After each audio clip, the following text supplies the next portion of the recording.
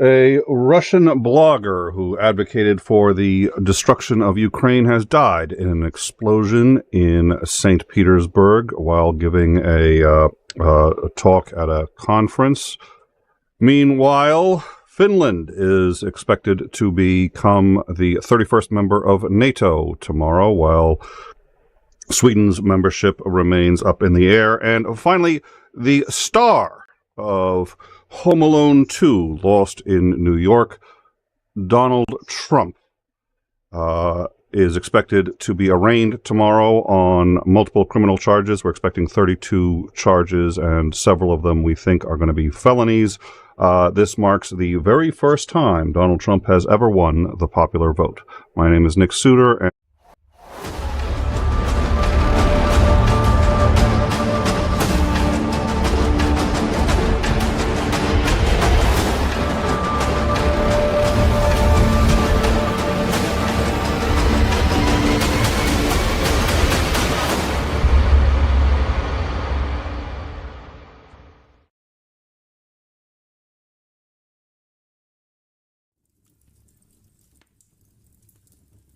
joining us. It's going to be a reasonably short stream today. I do apologize for that. Hopefully the sound is okay.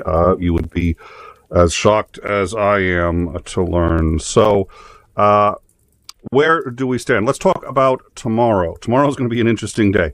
Let's start with Donald Trump. Donald Trump is expected to be indicted. He's actually already on his way to New York right now for the indictment.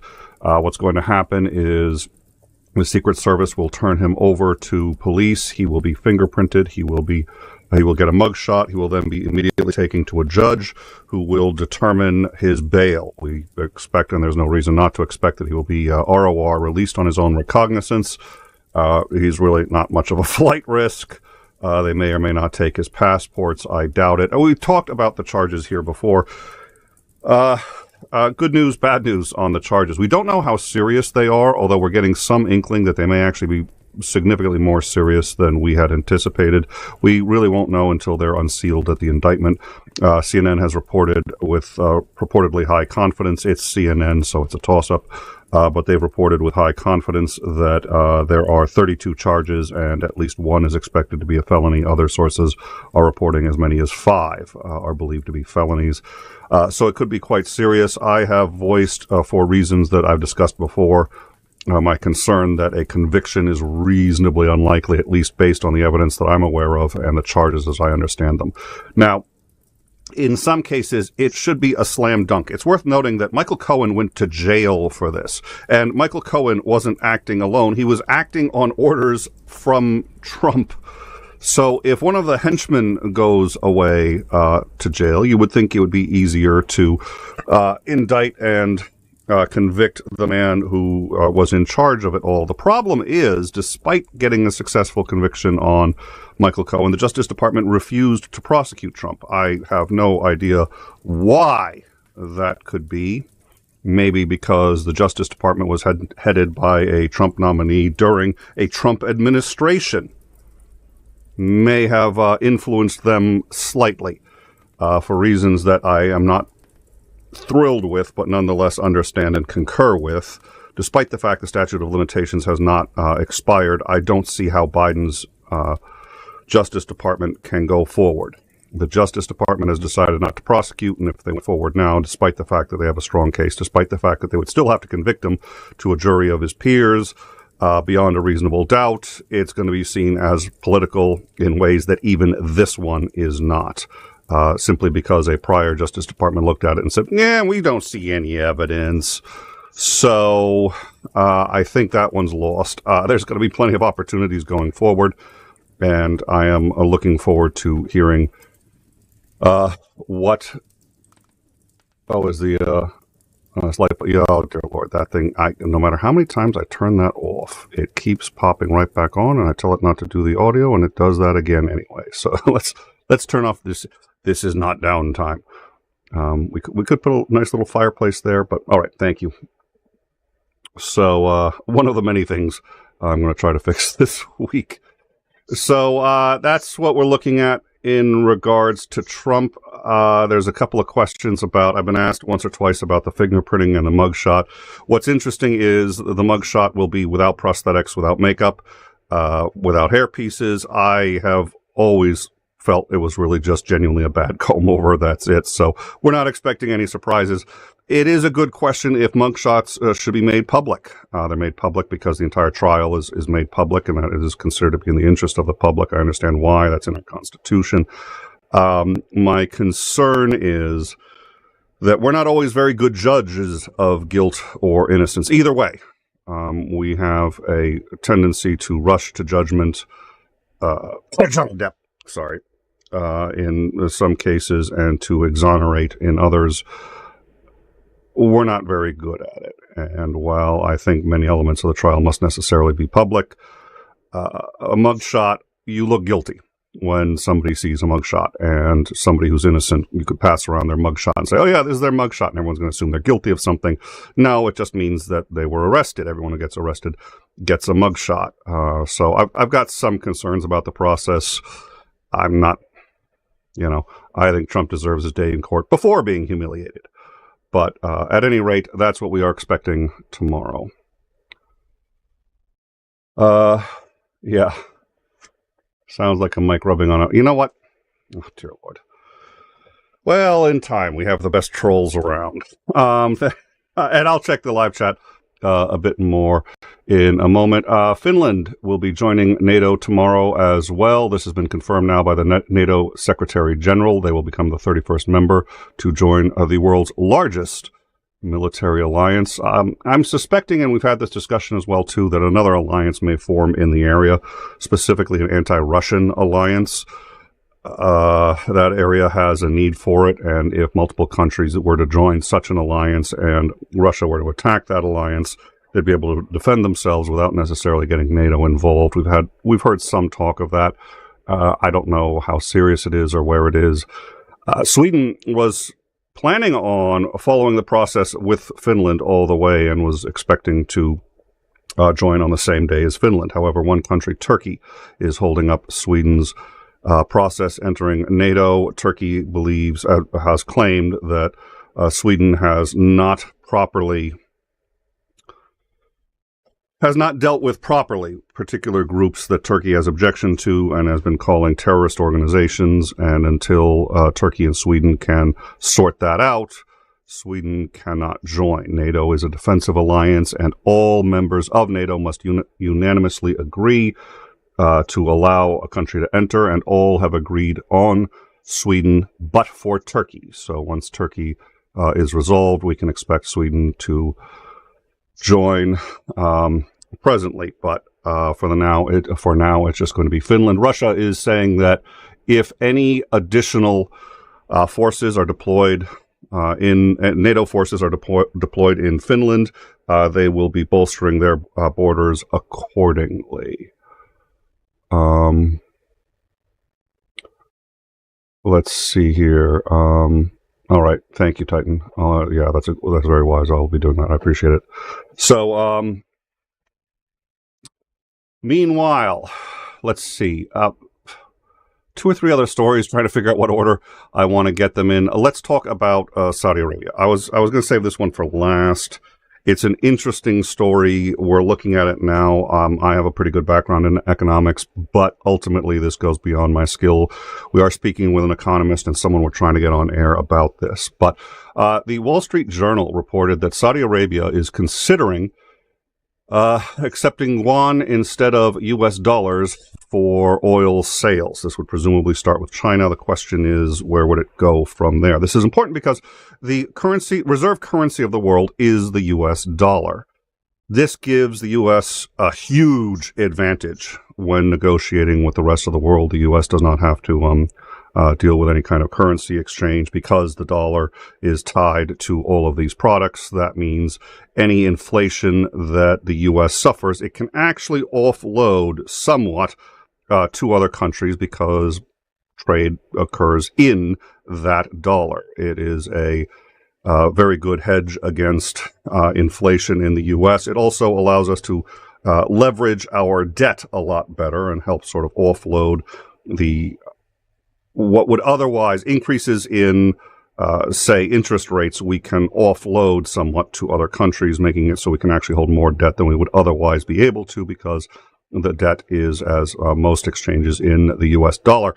People have threatened to move off of the U.S. dollar many times before. What's it take to change the world reserve currency? Well, it's not easy, because the world reserve currency is not a formal thing. It's not like there's an organization that sits down and says, well, we decide that today the world reserve currency will be the euro, the yuan, or the dollar. It's actually done basically based on the practice of every other country. Trading in something that is not the world reserve currency puts you at a significant economic disadvantage, especially over time. A few trades in it, you'll be fine. Trading any significant amount, and you will be at a disadvantage, especially against all of your competitors. So, this also, by the way, gives the U.S. A significant leverage in sanctions, because if we make the dollar unavailable to countries like, say, Russia, all of a sudden, even countries that don't necessarily go along with the sanctions are going to have a hard time trading with Russia and Russia with them, because Russia cannot use the world reserve currency. So it affords the U.S. a tremendous amount of economic power, too much, in the opinion of many of the countries that don't like us. Ergo, they've been wanting to change for some time. But getting a single country to change isn't going to change the world reserve country, and it will put that country at a significant disadvantage. So you have to get a number of multiple powerful countries that trade in something that people want to agree simultaneously to change off of the dollar as the world reserve currency. It is very hard to overestimate the damage that this would do, especially long-term, to the U.S. economy and to the U.S. ability to project power across the country. Saudi Arabia is reportedly considering accepting yuan instead of dollars for some oil. Depending on the sources and how far you get into it, it's presumably they have suggested that they will actually switch to the yuan for all oil. Why would they do that? Well, if they're pissed at the United States, which, spoiler, they are, that would be a way to signal how pissed they are. But it's going to cost them a lot of money unless they think they can get other Middle Eastern countries to go with them. If they can, and if the entire Middle East were to go off the U.S. dollar and switch to, say, something like the yuan, that would be a extraordinary blow to the U.S. dominance as the world reserve currency, and in my view, not being an expert, but knowing something about this, it seems to me that that would be sufficient to realistically have a shot at changing the global currency off, or reserve currency off of the dollar. How likely is this? I don't know. We're spending a lot of time on it because it's been telegraphed, and because if it happens, it could be extraordinarily serious to the U.S. at least, and it would send shockwaves throughout the entire global economy. Right now, the Wall Street Journal actually was very guarded in their claims. They said that Saudi Arabia reportedly considering, so this is the Wall Street Journal, which is a spectacular news source, reporting that it had been reported that Saudi Arabia was doing this. Okay, that means one of three or four things happened. One, they got the story wrong. They weren't sure of it anyway, so they just said, well, it's reported that, which is about the weakest claim you could make. Two, Saudi Arabia deliberately leaked that claim in order to tell the U.S. that they're pissed and to try to get the U.S. to back off. Or three, it is true, and they are actually genuinely considering it. It is very difficult to say. It's almost certainly one of the second two. It's either the second or the third. If they're actually considering it, they would not be considering it unless they had discussed it with other countries, and unless other countries in the Middle East, most of whom are not fans of the U.S., had agreed to do so. So at this point, we feel it's worth reporting. We will be keeping an eye on it. So come join us on the Discord. We'll be keeping an eye on this and other stories. So join us on the Discord. You'll catch up with that. We have to figure out, we've already got a show tomorrow night. We are going to be talking with a former white supremacist and a member of several hate groups, and we're going to talk to him about what he did for them, why he left, and what he has been doing since. I think that's going to be a very good show. We'll get that one up so you can see it coming. We'll get that up later today if we can. So, and then we've got sort of our usual schedule, a few other interesting surprises. Come join us on the Discord and you'll find out about all of that. There were also last week a number of tornadoes that got did catastrophic damage. What I'd like to do now is talk about what happened last week and now our concerns for this week. So we're going to start with this one. This was when storm chaser Brandon Kopik got close to one, and in the view of members of his team behind him, a little too close. So let's check it out.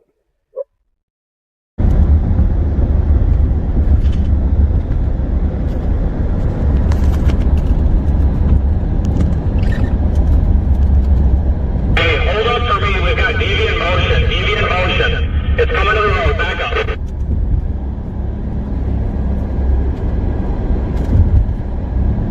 Vince, either floor it or back up. You need to get out of there. Not to that. If I see if I'm going to hit anything, see my eyes, please. See my eyes. Back the fuck up, Brandon. Back the fuck up.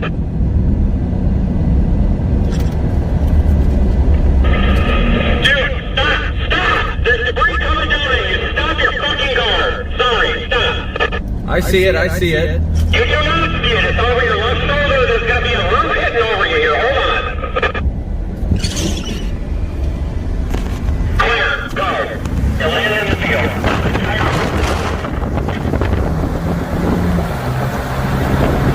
We've got the house destroyed. Go into the driveway. Check if there's a house. Otherwise, we'll continue for anybody else. All right, and then we're gonna show you one more, and we're gonna discuss this one, and then we'll talk about what we're looking at for tonight. So here is we'll let this one speak for itself.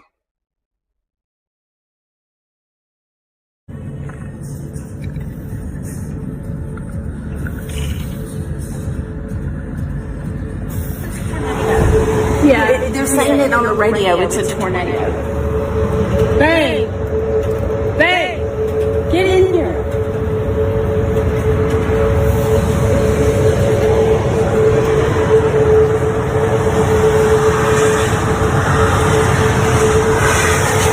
Come on.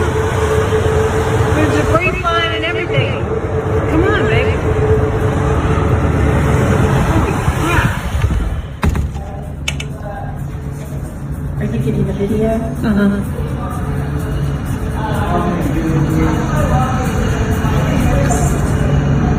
It's crazy.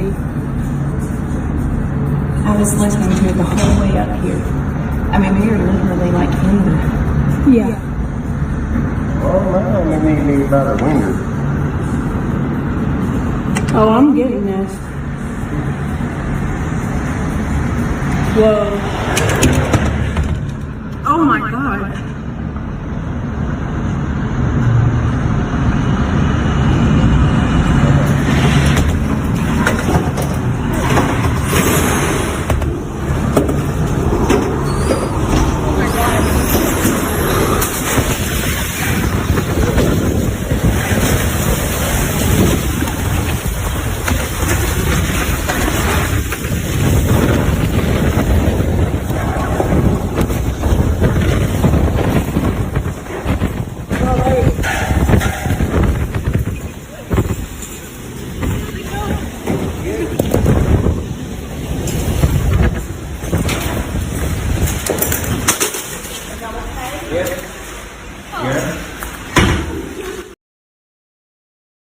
All right, so what appears to have happened there was they had the door open, and they were actually, it looked at first like they were going out to check it out, and there was some guy there who, being a guy who has literally been swimming in the Atlantic Ocean during a hurricane and very nearly did not come back from that. I had to be rescued from that one. I will tell you, Yeah, guys have a tendency to, I'll check it out and be fine. That woman calling him in absolutely and irrefutably saved his life. One of the things is you've seen people board up their windows, and it's not just to keep the windows from shattering because of the expense of the windows or getting debris in the building. The reason they board up their windows is because roofs are pretty good. Actually, well, they're very good at taking pressure from the top. They're pretty good at taking pressure and winds from the side. They cannot take any significant amount of pressure from underneath. Any pressure from underneath a roof causes roofs to literally just lift off. They have not been put down in such a way that they're designed to take winds up from underneath the roof for obvious reasons. It's extraordinarily expensive and difficult to do, and 99% of the time it doesn't really matter. But when a door opens or a window breaks during a hurricane sometimes, but especially during a tornado, wind gets into the house or building, that wind hits the obstruction of the walls, and then this massive pressure causes it to push up. That causes the roof to lift off, which looks like what we saw there. Everyone in that video, by the way, we believe was fine. We saw some follow-ups on it. We don't know too much about where they were or the extent of the damage. We do know that they were all fine.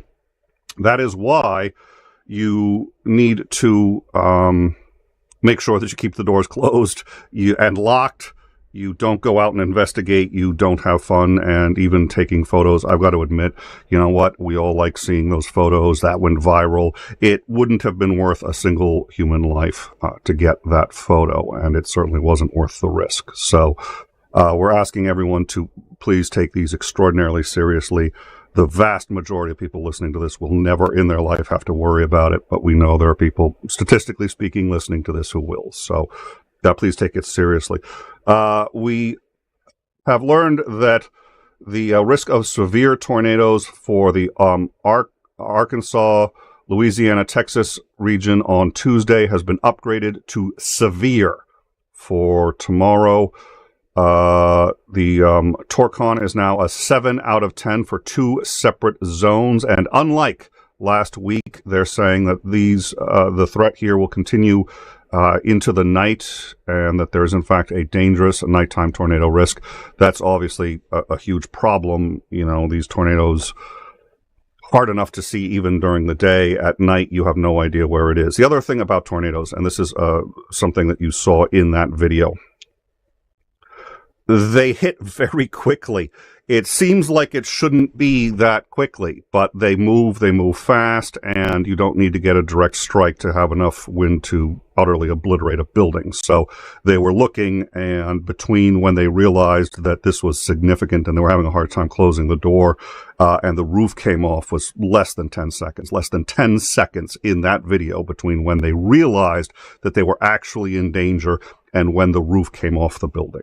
10 seconds. That's how fast it moves. So we'd like to urge all of you to take this extraordinarily seriously. Tuesday is going to be a long day for everybody. For those of us on In Time, we're going to be covering Finland. We're going to be covering Trump. We're almost certainly going to be covering protests. How many, I don't know. It depends. If Donald Trump, while he is getting arraigned, they give him a whiteboard and magic marker, he could draw in lots, and we could be facing thousands of protesters. Without the magic marker, maybe as few as 7 protesters. We don't know. We're going to keep an eye out on it. But between all of that, a few other things we're looking at, and then obviously this severe weather, would like everyone to stay as safe as possible.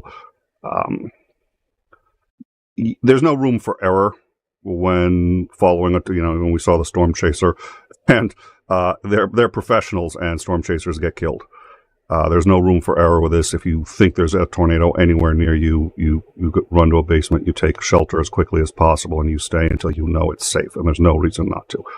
These images will come and go. People will see them. They'll say, wow, really interesting. They'll even put them up on YouTube channels, and then 2 months afterwards, everyone will forget. Your life is permanent. It's not worth the risk. I'm going to quickly check the live chat, and we'll see. And I think that's it. Like I said, short show today, but there's, and we like to try to cover a bit more what happened last week, so you can go informed into this week. But really for this week, best way to make you informed is to let you know what is coming up in the next day. Saudi's heading towards, I'd like to, Sun Express, who the hell trusts Chinese money? Well, there are problems with switching to the yuan. If anyone was going to change the the world reserve currency, the euro makes the most sense for any number of reasons. But there's been instability in the union. There are other concerns about the union, and nobody really wants to switch. The dollar has a very long history. The euro's actually been pretty strong, but doesn't have the history that the dollar does. So we'll see. I don't see them changing to the yuan, but on the flip side, China has been projecting soft power quite well, and who controls the world currency is as much about a projection of soft power, especially when it counts to trying to either make these changes or guard against them. You know, if we're going to convince the whole planet to stay on this, we have to convince a couple of key players to stay on it. Oil-producing countries are among those players. They're not the biggest. Germany, England, to a lesser degree France, but obviously any of the EU countries would want them to stay on it, and I don't think we'd have a huge problem with that. Having said that, so we'll see. I don't know. We'll see. We're looking into it, and this is just one of the things that we're following. There's a couple of other things that we're going to be following. So again, stay with the Discord. So I don't see. Bregwin, if you have no basement, go to an interior room of the house with no windows. And the windows, absolutely, obviously, because when glass is flying through the air, and you could see the arm of the guy in the video we just showed. He had cuts all across his arm. Well, where'd that come from? That came from glass and wood splinters flying through the air. Window glass flying at you at 60 to 80 miles per hour obviously can be lethal. So, and there's a lot of it in the air. So tornadoes are just no joke. And as Americans, we don't frequently have to worry too much about disasters, catastrophes, wars, stuff like that. So when they come, we spend more time going, oh my, look at that. Wow. Instead of saying, gee, really, we need to realize that we can be vulnerable too, and taking care of ourselves. So,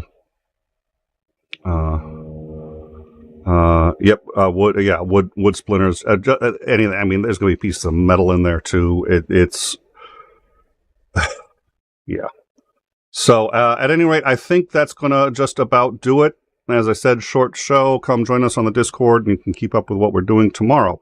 We're going to be looking at white nationalists from the inside, from a former member of a white nationalist hate group who's going to discuss with us why he joined, what he did as a member, and how and why he eventually left.